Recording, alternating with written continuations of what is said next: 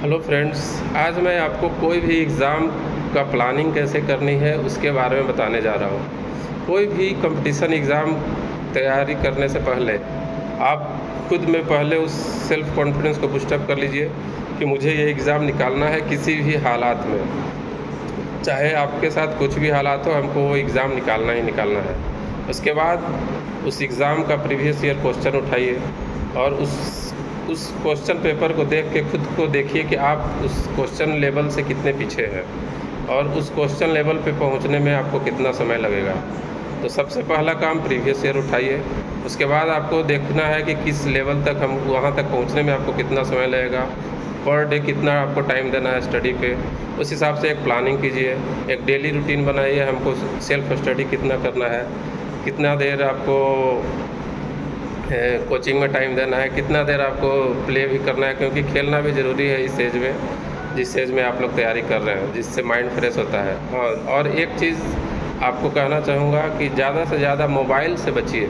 Mobile का उपयोग कीजिए, न कि दुरुपयोग। मोबाइल का ज़्यादातर लोग रील देखने में टाइम वेस्ट कर रहे हैं, फेसबुक व्हाट्सएप पे चैट करने में ज़्यादा टाइम वेस्ट कर रहे हैं। तो इन चीज़ों से अगर आप आज बच जाते हैं तो कल होकर आप अच्छे जगह पे पहुंच जाइएगा। तो ये चीज़ आप पहले प्लानिंग कीजिए कि क्वेश्चन पेपर उठाकर प्रीवियस ईयर एटलीस्ट 10 ईयर का प्रीवियस ईयर क्वेश्चन सॉल्व कीजिए। उसके बाद आप ये डिसाइड कीजिए कि कौन कौन सा स्टैंडर्ड बुक को मुझे फॉलो करना है। उस बुक को आप मार्केट से खरीद लीजिए। उसके बाद एक रूटीन बनाइए उसकी कितने देर तक हमको सेल्फ स्टडी करना है। फिर जो सब्जेक्ट आपको हार्ड लग रहा है उसके लिए आप अच्छा कोचिंग सेंटर खोजिए और एक जनरल कोचिंग सेंटर जिसमें सारे सब्जेक्ट का अच्छा पढ़ाई हो। भीड़ में नहीं जाना है। एक चीज़ ध्यान रखिए, भीड़ में ऐसा नहीं है कि 100-200 बच्चे जा रहे हैं, वहाँ पे आपको जाने से कोई भी एग्ज़ाम निकल जाएगा। तो सब ये चीज़ इम्पोर्टेंट ध्यान रखिए कि आपको जहाँ समझ में आ रहा है वहाँ जाना है। तो इसके लिए आपको स्टार्टिंग में नहीं मालूम है तो अपने सीनियर से कंसल्ट कीजिए कि किस कोचिंग में जाने से आपको समझ में आएगा।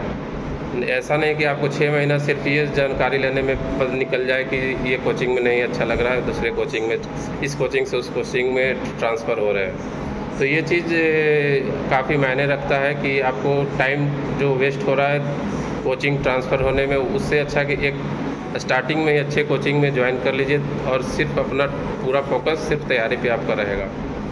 तो ये आपका पहला स्टेप हो गया किसी भी एग्ज़ाम की तैयारी के लिए।